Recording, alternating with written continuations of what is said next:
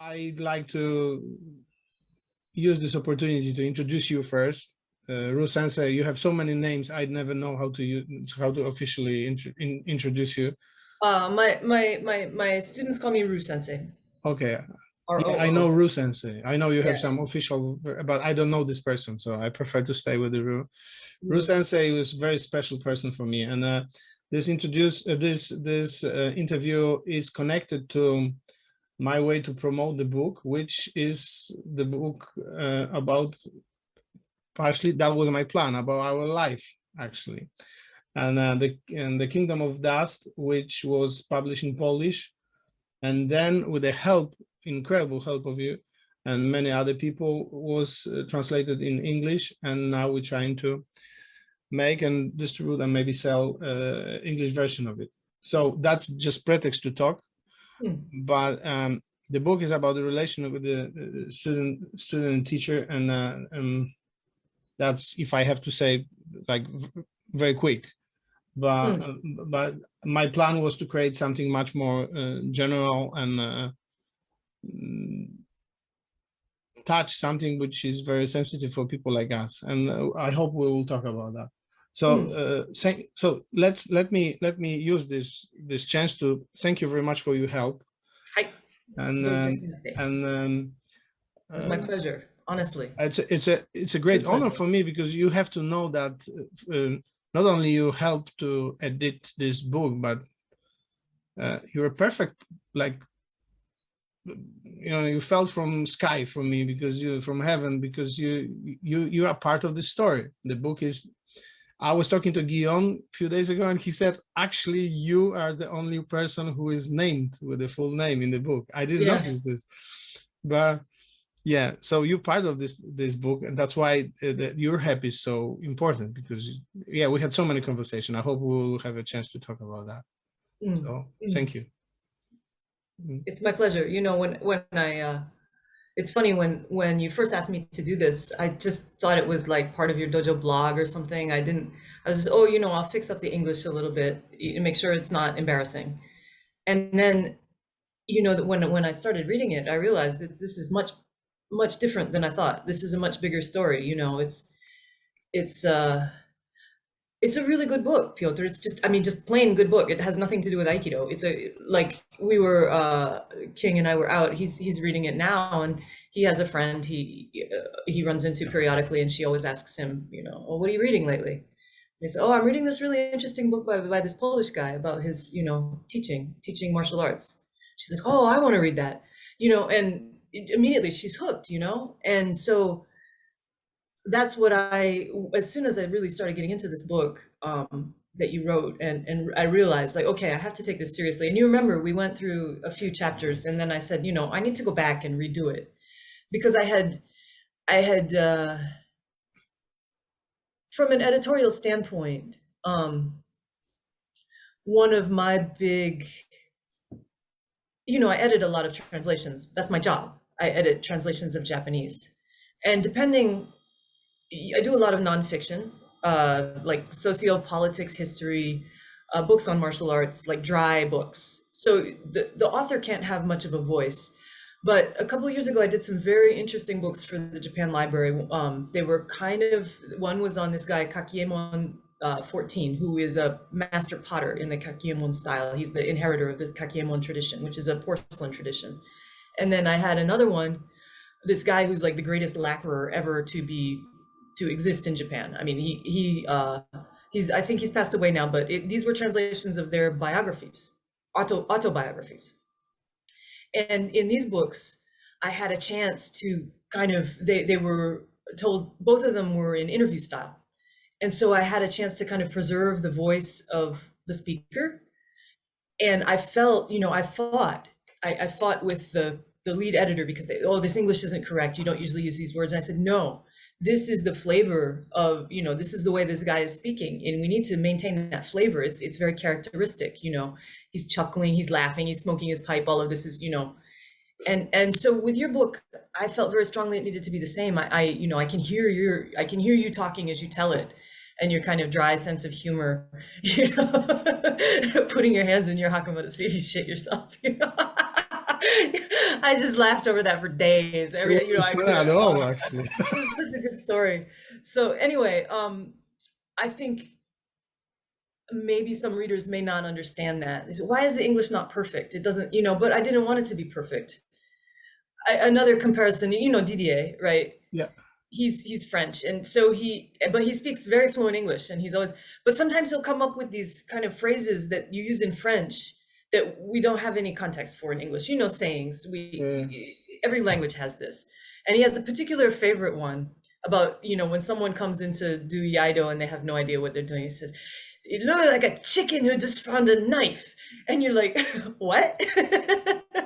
But it's so perfect, Didier. You can't change that. You can't put it into, it's like you have to leave it as it is. It's just Didier. Yeah, it's a chicken who found a knife, and you understand it. Chickens don't know how to use knives, and they're completely ill-equipped to own a knife or to handle a knife, and that's exactly what's happening with these people and their swords. So why would you change it? So I felt that way about your book. It's like sometimes the English it has a very Polish flavor.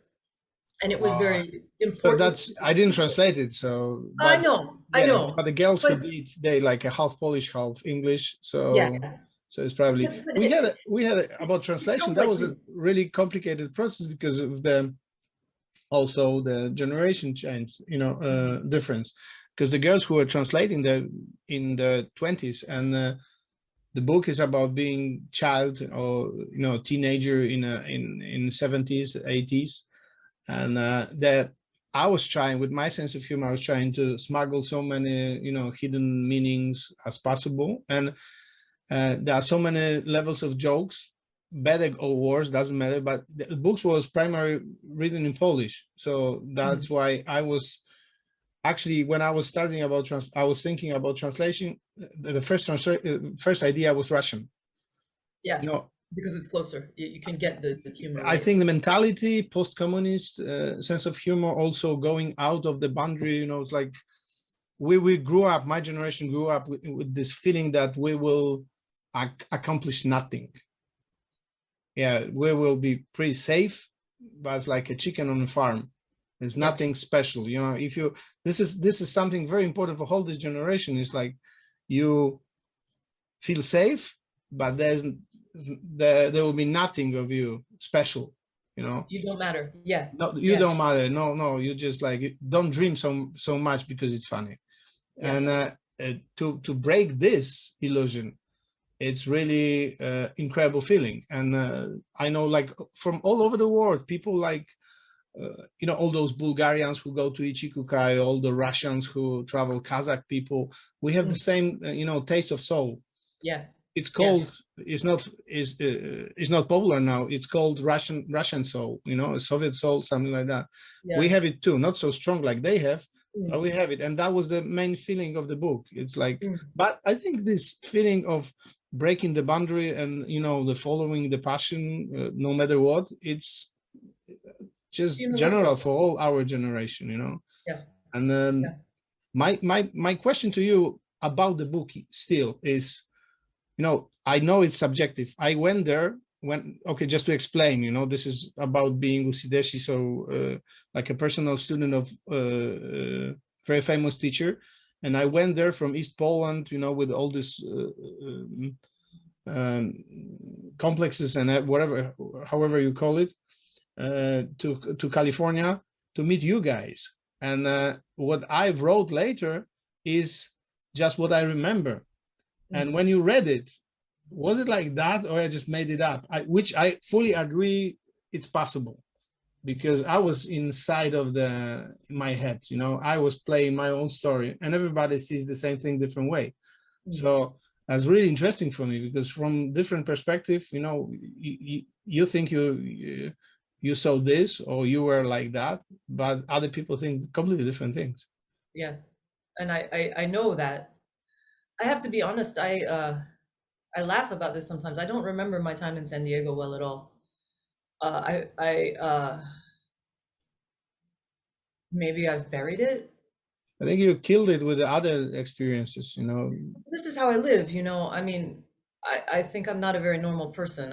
I constantly seeking a new, I don't know.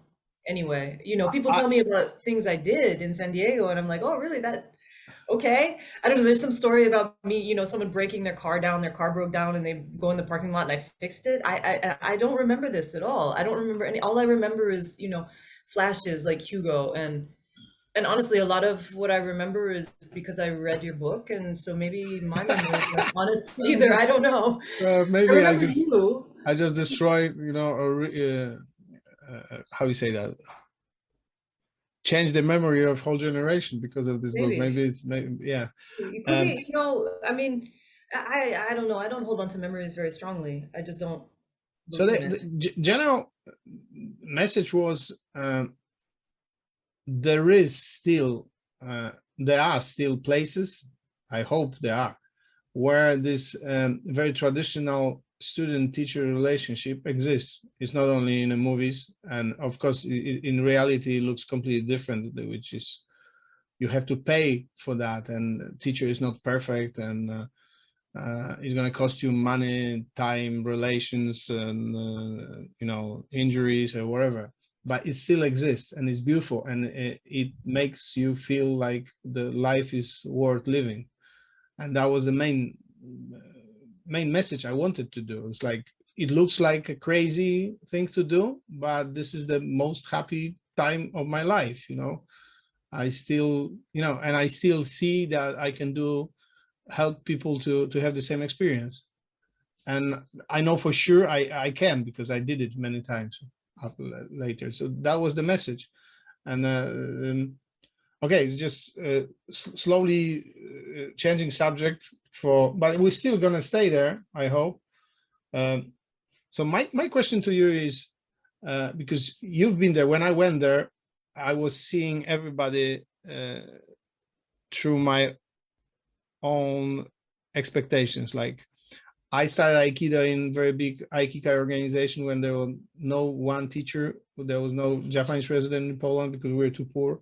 So we would just go for every year or every few years, we would just go to the big seminar, and every teacher, whoever, Hombu or just some other teacher, would just show another version of Ikkyo. And I was really trying. I wanted to do it for a living, but after 10 years or something like that, I just mess in the head. You know, I had 25 versions of Ikkyo. Oh, I've And been and there was there was, and there's still like a narration for this, like explanation for this, like, oh, you don't have to be slave of one person, you have to be free, you have to choose from other people. And at the beginning I really believed in it, and after that I realized it doesn't work for me, because it's okay for someone who is really formed with a kihon, but I had no kihon. I had 20 really bad kihons, you know, and nothing. And after that, you basically you have no idea what's good, what's bad. Yeah, because every move you do is good somewhere and is bad somewhere else, and you're just too stupid for that. And I understand that the big seminars are as a market, and it's good to have like a crowd which will go to everything. But my revelation about San Diego and Chiba Sensei was personal relation and one kihon. So you just leave everything, be empty cup. And now from today, I will know if I take this step, this direction is wrong. And relief was incredible. It was like I felt like in heaven, because I knew what I want to do. And finally, someone was just, you know, something was wrong, something was good. I could correct it. So that's a long introduction to the question, because so my journey was in this way, and your journey, it looks like, was on the other way. Yes. Yeah, because I feel very, very fortunate that I could go the other way. I mean, from really like intense relation with Chiba Sensei, you went to Hombu for many years to meet people some of them his generation. So it's like, how was it? Well, I definitely agree with you, and I have one of the things I'm the most grateful to Chiba Sensei for is giving me that strong foundation. Because as I studied at Hombu Dojo, I saw people trying to begin Aikido there, and I realized how impossible it is to do it that way. You know, I mean, you have some of the greatest, I don't know about some of the greatest, but there are really good, there's really good training at Hombu. But if you come in and you don't have that foundation, you're going to get lost. And I saw people get lost every day. And also these people, you know, they're not only lost in Aikido, but they're trying to do Judo, Iaido, all at the same time. Jiu-Jitsu, you know, they only can stay in Japan for however long, you know, so they want everything. And then they just waste all their energy. It's very unfortunate because they end up, you know, they don't get anything. They don't understand, you know. So I was so lucky to be, my first teacher was a very strong deshi of Chiba Sensei. I mean, strong. He did things Chiba Sensei's way. His name was Dennis Abbott. And he and Sensei, he got kicked out a long time ago for some various things. But I owe him a lot because he laid that foundation. And when I went to San Diego to study, Sensei didn't have to do much with my Aikido. You know, he had to fix my ukemi, which was it never got fixed until I went actually to Japan, I think. But yeah, I had this solid foundation, especially with the weapons, you know, the basics, just the basics. I had good basics, and that has been a huge gift for me because I'm not like you or Manolo, you know, I was raised Quaker. I'm not a martial art. I'm not gifted in that way. I like it to when I first had to punch somebody, it took me literally 2 weeks before I could hit with my fists. Learning Aikido, you know, they said, okay, you black belt karate now, yeah? Yeah, that was really fun. Yeah, it was great. Remind you. But no, it took a long way. I was 24 when I started Aikido, you know, and then when I started karate, it was, you know, 15, what? Good Lord. How old was I? I went to Japan in 2004, right? Yeah. So I guess I was 34. Yes. I started Aikido, so 10 years after starting Aikido, I went to Japan. Yeah, so maybe that's not so much. I don't know, it feels like a long time in between there. But anyway, I agree with you completely. But I want to say that having come from Sensei's way and then gone out and seen Hombu and traveled around Japan and tried to study with as many people and traveled across actually Russia, across Asia, and see how people teach Aikido. How do they do their dojos? How do they teach kids? How do they handle themselves with their students? What are they presenting with their Aikido? It's very different place to place. And it really made me realize, you know, there's not one way. And I think one unfortunate, I don't feel like Sensei wanted this, but I feel like he didn't stop it when his deshi started to do it, was this very controlling, you know, don't speak out. Don't just sit down, shut up, do it. You know, I don't believe he was really like that. I really don't. And I'm not like that. I won't do it. I won't do it. And I've seen, you know, Murashige Sensei is really more of a model for me. Murashige Sensei didn't have any students, you know, and that's fine with me. I don't want to build like what you're doing or Robert's doing. I can't do this. I just want to make students so I can train. It's kind of selfish. But I guess what I'm trying to say, it takes a certain strength to be that way, to be that hard with your students that I don't have, and I don't want it. The people who come to me don't want that. You know, they can't benefit from it. So there's many, many ways to do this. And I think we're all teaching Aikido, but it's for a different goal. I came, you know, my background, I'm not looking for a father like you know. I came to Chiba Sensei, I didn't really like him, you know, I wasn't drawn to him in that way. He was just the best, especially with weapons. I wanted his weapons. I wanted to do what he could do, but I didn't want his, I didn't want that father. Yeah, but you got it.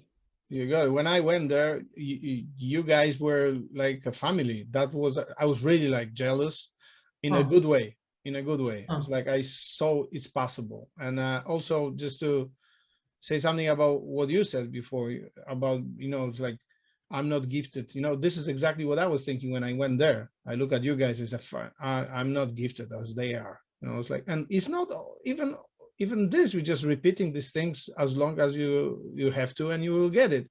You know, there are some things people over there had, and I think he was creating this atmosphere I haven't seen anywhere, because you have to create this little bit turtle-like,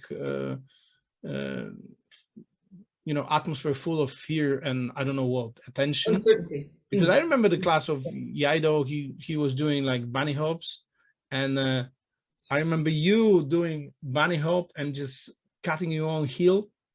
Yeah, I stabbed myself in the foot. Yeah, and then you went to hospital to get some stitches, came back before the end of the class just to prepare the dinner for him. Because Frank was there. Frank was visiting, and we were supposed to have dinner with Frank. Yeah, you just excuses. No, Oh, you're just tough. Just stubborn. Just stubborn. All it takes is to be stubborn. Yeah, no talent. Really having problem with taking compliments, No, but this is something really impressive. The whole generation of the students, after seeing something like that, nobody gonna complain about the cutting the finger. Yeah, that's the truth. And it's also, going back to the book, that was thing, you're saying like you're not doing this thing, but you have it. You're talking like your students, but in your dojo, you're doing like who talking that you're doing the tea ceremony, sitting in Seiza for 5 hours, and you're saying you're not so tough.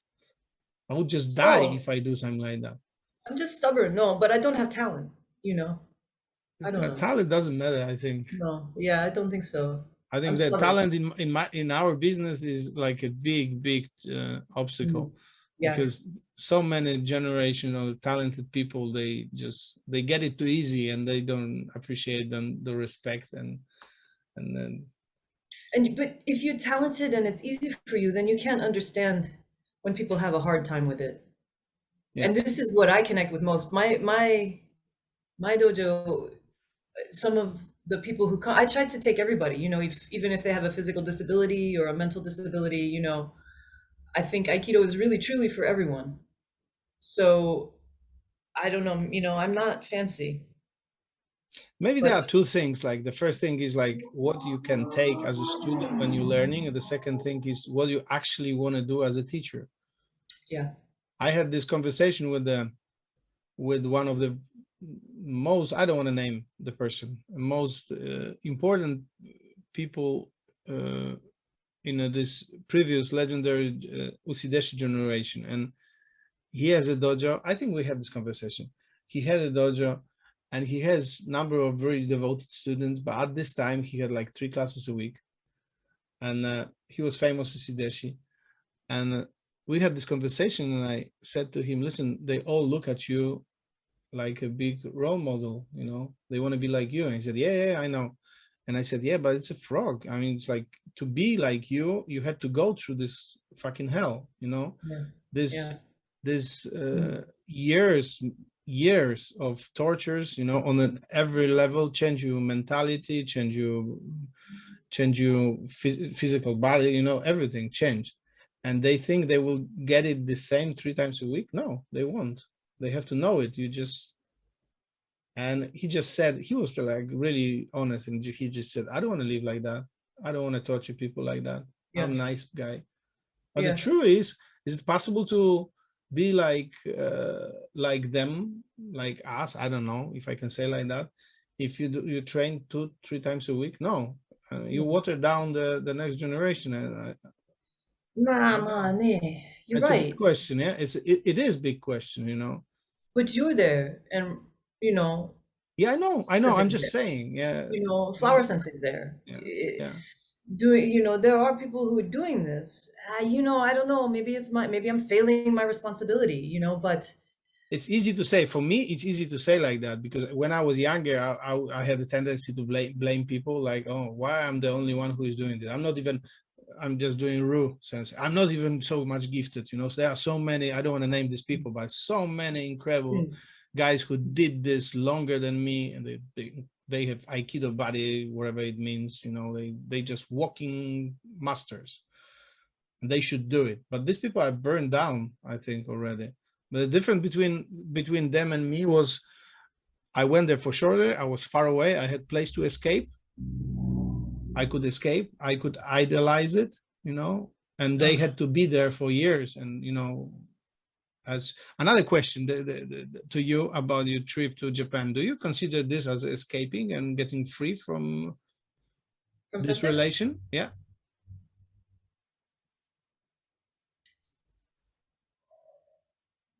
because I was saying, I'm not, it's really interesting for me, because I was thinking, I think I went there too late and I never got to this point. Like, you know, you get too much poison and you have to get free, otherwise you get crazy. So there's a whole generation of the teachers who just said goodbye in a better or worse way, and they left for years and decades. Yeah, Because you couldn't stand so much, because he will never let it go, I think. Sensei and I had a different relationship. I think I've talked to many people about their relationship with Chiba Sensei, and almost everyone has this feeling like they didn't give enough. Almost everyone has this feeling like they could have done more. But the truth is that our path is our path. He took what you would give, he give you back in equal amount, and that was what you could take. I wasn't running away from him when I went to Japan, but we were done. He was done with me, I was done with him, and by the time you and I got to him, he was a master. He always would compare making a student to making a sword, and I've edited many books about swordsmanship, about not swordsmanship, but about forging. And really, I know, I understand step by step the process of forging. Even when you smelt the metal out of the sand, which is what what you start with. It's like kneading clay. And I feel like by the time we got to him, he just would touch you a little bit and you would change. If you were, some people took a lot more beating and they never changed. But for me, I feel like he didn't have to have a heavy touch. So by the time I wasn't escaping. We were done. We were done with each other. It had become, claustrophobic. I don't mind. I use because of my limited English, I said escaping, but it's like, getting free or whatever you call it, You're never free at any level. And what he used to say, I was reading your chapter about poison. He put his poison in all of us. I had his poison for a long time, and I've been trying to spit it out, trying to just shit it out, or, really get it through my system, because it used to come out really bad. And it's only in Aikido, because it's not who I am. I'm a very, I like to be happy. I don't like to be, but sometimes I just turn, and that anger that he had, he put it in me. It's not natural to me. It's very interesting. And I think now, maybe, I don't know, maybe it still comes out sometimes, but I feel like it was really true what he said about he gives you treasure and poison, and we all got his poison. He said, you're going to have to work through it. I give you a great gift, but I give you poison. So if I had stayed with him longer, I think too much poison, it would have, the balance would have been. Did you feel like waking up someday and you just feel like you have enough? Or No, never. No, never. No. But I think a big difference for me was I wasn't there for him. And I see this a lot. I see this a lot with a lot of the people who were with him. It was about him. It was about their relationship with him. For me, I love Aikido. I love Aikido. It's like my obsession. I don't care about people. Sensei was somebody who had Aikido that I wanted. He wasn't like, we didn't have that kind of relationship, As long as he was teaching Aikido, I would learn from it. I would still go back to him in spite of everything. I dream about one more chance to just jump up and grab his wrist. I dream about it, so he could feel my ukemi now. How's it? Am I doing, am I on the right track, Sensei? Is this what you had in mind? It's so I feel for me, it's a bit different. He people accuse him of having a cult. Maybe he did, but he didn't want it. It formed around him, kind of. Yeah, we were talking about this with Guillaume about the definition of definition of education, how much it evolved over the last few hundred years. Like someone who is teaching like one-to-one is almost always accused of having a cult. The apprenticeship model. Well, yeah. But I know it doesn't exist, and but the truth is that we had this conversation a couple times about, I wasn't there for him. I wasn't, I have this feeling like in theory, I was there for Aikido and for Source. It's like he was the one who knew, because he was with the founder, and who else if not him gonna tell you the truth. But the fact is that you open the soul to someone, and also he said the same. He didn't have much conversation with the sensei, but I think he created this role model in his head, and probably Sensei in a way poisoned him too. It's like he was with him to the end, all the time. Like somewhere in a corner of his soul was someone just always with no mercy criticizing whatever he does. Yeah, and I can't say I have it. I don't feel. I don't remember last time I had this. The dreams about him we all used to have. You don't feel him breathing down your neck in the dojo still? A long time I didn't. Maybe in a way this book liberated me. I don't know. Maybe probably tonight I will have like this one of those dreams after years when he was still alive, and a few years after I had this dream like he just starting the class. I don't know where's my gi. And he's expecting me to have it, and I'm just running everywhere looking for my gi. I can't find it. But we all had this. Yeah, I remember. Yeah. I still have those dreams. I try to get out of bed, to reach for his hand. It's so funny. No, but in the dojo, like every day, like just yesterday, folding my hakama, I put one knee up and I hear his voice over my shoulder. Sit properly, you fold you bring shame upon our school. He said that to me one time. You bring shame upon our school, and so I sit. So when I bring the shame on our school. I'm not gonna bring shame on your school, Sensei. His pictures on my kamiza. What can I say? Every time I bow to the kamiza, I bow to him. Yeah, but it's not a negative thing. How is the dojo doing? The dojo, it's good. We just almost paying the rent. Which it's not even a year now. So I think I gotta, Dave gave me those mats. I want to give him money for them, but we're not to the point where I'm still in debt. I'm still in debt to many people. So it's interesting. People coming for Iaido more than Aikido. I have a strong core group of women. What's a proportion? Because I was still talking about Sensei, even if you do spend so many years in Japan. So what's your inspiration right now? If you're thinking about creating the dojo, you're trying to copy something you saw in Japan, or? The two dojo that really have influenced me the most, there's two in traveling around. One is Okamoto Yoko Sensei's dojo in Kyoto. The other is Suganuma Sensei's dojo in Fukuoka. And these are both very different dojos than Sensei had. Okamoto Sensei, I think hers is a very vibrant, she has a very strong kids program.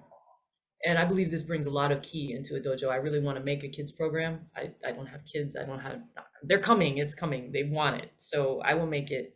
But she's a real model for me. My Aikido is nothing like hers. She's very influenced by TCA Sensei, but the way she relates to her students is very clear. She's very direct. She's on top, she's not friends with them, but it's not this harsh kind of, can I say masculine? I don't know. She's not a father figure. She's not a mother figure either. She does it perfectly. And Suganuma Sensei, man, I love his Aikido. Oh man, I love his Aikido. Unfortunately, not a lot of his students can do his Aikido, but the atmosphere in his dojo is so nice. So nice. They have the morning training, and then they just have tea. Somebody makes a big pot of tea, somebody, brings snacks. It's not a list somewhere, oh, it's your turn to bring snacks, you have to bring it. But it's somebody, oh, I went over here, so I brought some snacks, let's have them. If nobody brings snacks, then they have, whatever's around. But everybody just talking and not talking about Aikido, which is really refreshing to me. It's just after class, you have tea, and then, it's 10 o'clock and you go off to work, and, and then you come for evening class, and I don't know, it just a completely different atmosphere. My dojo, we have a community garden, and the students come, they weed, they bring dirt, they bring manure, we're planting things. Everybody kind of pitches in, but it's more, I don't want it to be like this. It's just not me.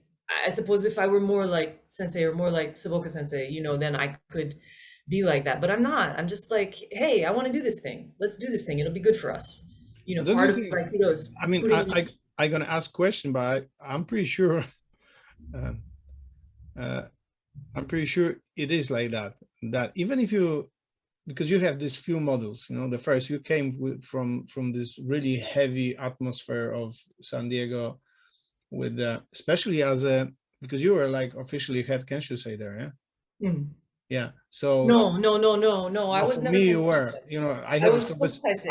I had Tokukaisei. this conversation with Sensei, and Sensei told me directly to, you know, listen to you and Manolo, you know, and so for me you were, and which means a huge responsibility in a place like that, which was extremely intense with the, you know, on many levels, also international place, you, which when as far as I remember you guys were running, because, you know, I remember office and all these things. That was something actually which is also very big inspiration for me, because I'm trying to create atmosphere like that, because nobody gonna say that I will, but at the end of the day, maybe Robert Sensei has this group of the core students who actually can do this stuff for him, but usually we're doing everything alone. It looks like a whole community, I always say like that, but from time to time there is a single person who helps you for a couple of months or years and then flies away,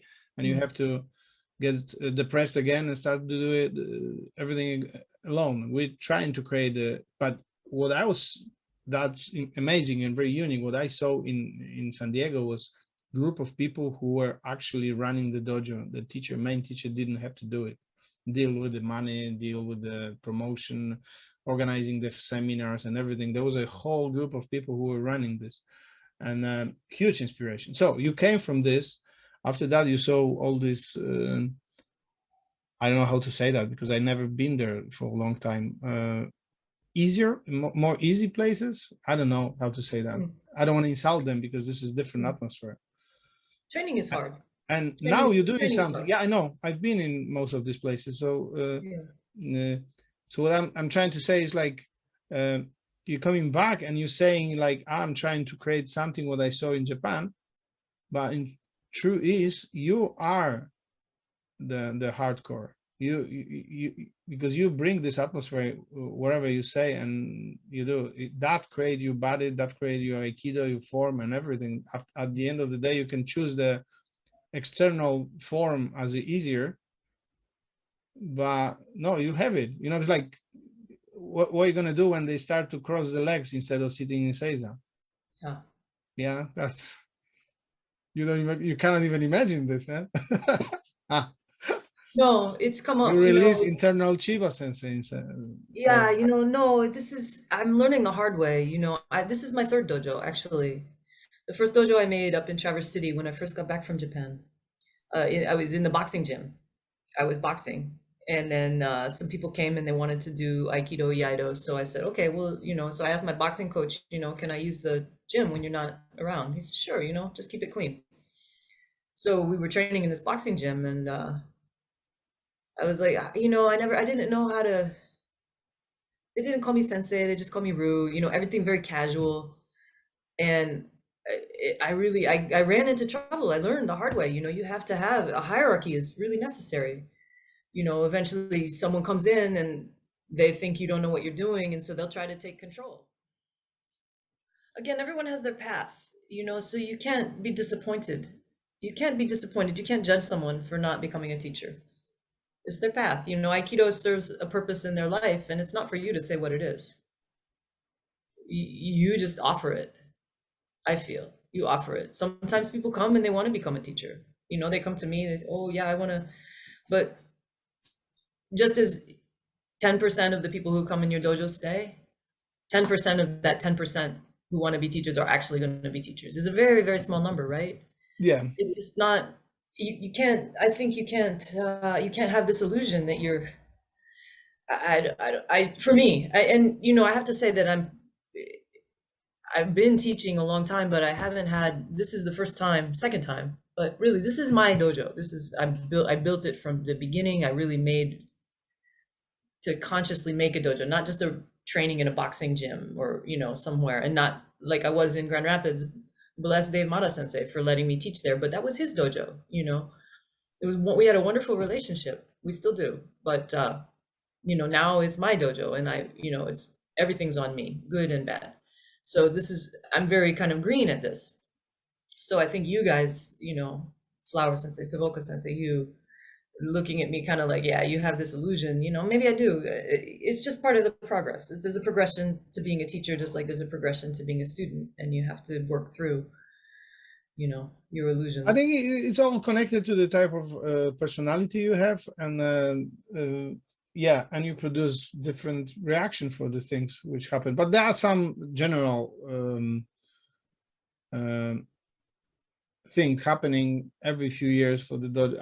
I do it for like, this year is 25 years of my dojo, 25 years. Wow, congratulations. And, no, it's like, it sounds like that, but I'm the only person who is there 25 years, or maybe 1-2 guys. And the truth is, you know, through all these years, we had like, I don't know, including with the universities, I think we more or less 20,000 people. Wow. Yeah, because I was doing like, that was massive in Poland. We had hundreds of students. So right now it's pretty much similar to what you guys have, especially after COVID. But that was massive, and that's like we say sea of human heads, you know, going through your life, and some of them you remember, some of them you don't. Also, I believe this is what I want to also do, is to talk to people who teach for like a long for decades. How do they protect themselves from these emotions, you know? How do you, because this is like people coming to your dojo and they're looking for human relation. I don't know American culture so much, you know, because you guys are generally very easygoing, but in Poland we're much more official, colder, maybe. But when you cross the border, and you just know the language is different too. So if you directly use the name, it means like in Spanish, you friend. Familiar, yeah. So there's like a Polish version of usted, it's like official form, and when you get closer, you're friends. And as a teacher, you get friendly with the people, and then they disappear. And then you get friendly with other people, they disappear, and it goes. And that's what I was really interested with Sensei also, how he protects himself from all these things, especially on his level when he was so well known and famous, and everybody is coming. Most of these people are just coming just to superstar, you know, asking the same questions and torturing him the same way, with this very shallow fascination in their eyes. Yeah, it's really interesting.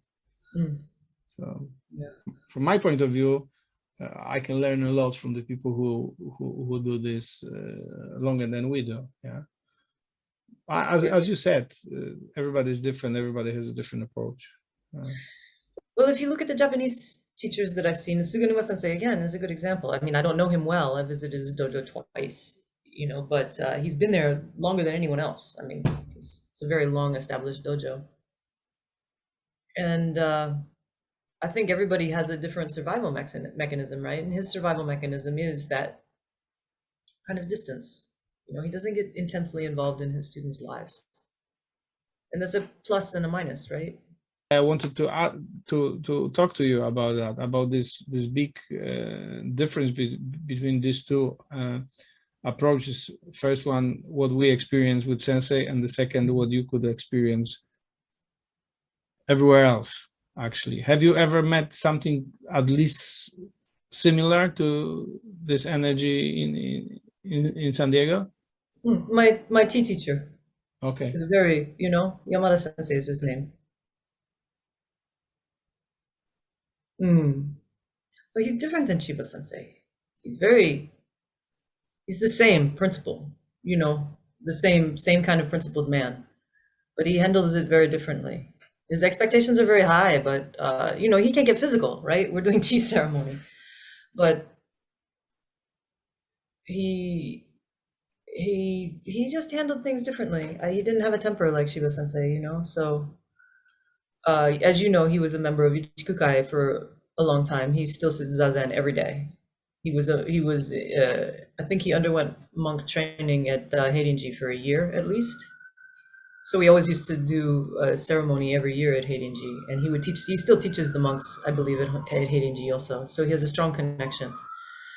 And he, honestly, I have to say, he is the teacher in my heart. I'm sorry to Chiba Sensei. You know, I had a strong relationship with Chiba Sensei, and he gave me so much. But one of the things he gave me was the ability to find Yamada Sensei. You know, and if any kind of father relationship, like Yamada Sensei and Mrs. Yamada are like my parents, second parents, and Chiba Sensei and Mrs. Chiba were never that for me. You know, it was different. We had a different. You may have seen it as a familial relationship, but for me, my experience of family is quite different. So, I guess that maybe that's another model for me as well. The demand is, you know, I won't teach people tea unless they say they will commit to it, you know, for years. I don't want to waste my time. It costs so much. I can teach people Aikido. You can come one day and leave the next. I don't care. If I teach you tea, you're coming into my heart, you know, and I don't take that very lightly. I have 2 students, and one is gone forever because he failed this. You know, the other one we still do tea together, you know, but 2. So on that level, I suppose I'm very strict. At the same time, as you know, I demonstrate the tea ceremony whenever I teach Aikido. I think it's very important in order to understand my Aikido. Like, what is my Aikido? Well, it's tea. That's what it is. So, I would say Yamada Sensei, that relationship is where I found that intensity, and it was a much more like low key, like not like on fire, but like a coal, like those fires that burn underground and never go out. Chiba Sensei is like a fucking house fire, right? So Yamada Sensei is just like it's burning in my stomach, you know, always. I don't know how else to say. I'm sorry. You're the mixture of all these teachers you met. Yeah. Well, I'm very. This is my gift, my very, very good luck in my life. Ever since I was a kid, I have had wonderful teachers. We all are. I believe this is like a way to end this conversation in a very constructive way. It's like I didn't even try to be like him, but I knew I don't have it in me, or I don't need to be like that to get the. So like my thing was like I really like people to like me, and I don't want to go create this distance. Like I always wanted to have like a Aikido family. For me, these people were family, and much more than they were thinking about me very often. So that was me understanding from my side. It's like I created artificial family, and then years later, I realized that they don't even want that much. You know, they're looking for a teacher, and the teacher who will take responsibility for being a teacher and not playing the friend. You know, now it's much easier for me because of the age, but still, this is absolutely different taste of dojo than I saw there. So even if I sound like the daddy issue and trying to copy whatever he does, I don't. It's like, for example, I had like a many years of break of Yaido because I didn't feel it at all. So I stopped doing this. Last couple months, I'm slowly trying to come back. But I think Yaido, in my case, Yaido, we change in Harai Ichikukai training works for me better than Yaido. I don't know. Zazen is okay, and I do it with no break for many years. But with Yaido, I had a problem. I couldn't. It's not me. You know, Mm. as soon Many as people. Sensei passed away, I just stopped doing this. Like I was doing this for him, not for myself. Mm. And everybody is having dojo. And it's like I do it in an intensive way, but it's completely different. It's much more physical, much more. I have a tendency to do these athletic tricks and stupid things, which I still feel like a monkey on a bicycle. Like if he sees that, he would just probably kill me for doing not serious enough things. But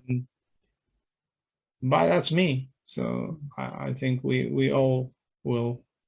But it's like just ending this conversation. I'm just like, we had an incredible chance to touch this and feel it, and you know, spend some time with him. And I consider this as an incredible gift, because I've met so many teachers, and they created me, all of them. No, I think, you know, Chiba Sensei gave me my life, honestly, because he taught my first teacher. Aikido saved my life. I have no doubt. If I had not done Aikido, I would have ended up, I was, you know, 24 years old in Albuquerque, New Mexico, playing in a punk rock band and riding motorcycles and doing crazy shit, you know? So Aikido really, like, okay, my life changed after I started Aikido. And Chiba Sensei, you know, gave me everything. Everything. I could go to Japan. I could train in Japan and get something out of it. I found my tea teacher, you know, I owe it all to him.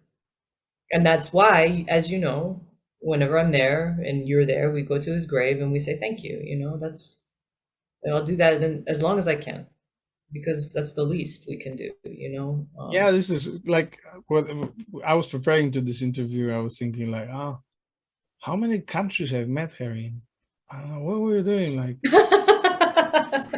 sitting in this room, in this very room, like a couple years ago, when you just escaped from Mongolia by Trans-Siberian Russian. Yes. Yeah, spent some time in Siberia, came to Warsaw. Yeah. One of my students pick you up. Is it okay? I'm making mistake. Yeah. Oh, that was hilarious. Yeah, you came here and spent some time, and then so many times in Japan, in States, and everywhere, all over the world. Yeah, it's amazing. That's one of the treasure. Also, it's like a bunch of people like us. Like I call it Aiki Gypsy. You know, people traveling everywhere. You know, living in the different countries, and he created that actually. Yeah, that's amazing. That if you forget us, like, it's like this passport he gave us, like, here's your passport. Open your head, like you can do, you idiot, you can do whatever you want. You can do whatever you want. You know, I was teaching in Kenya, South America, name it, you know, in Russia, wherever.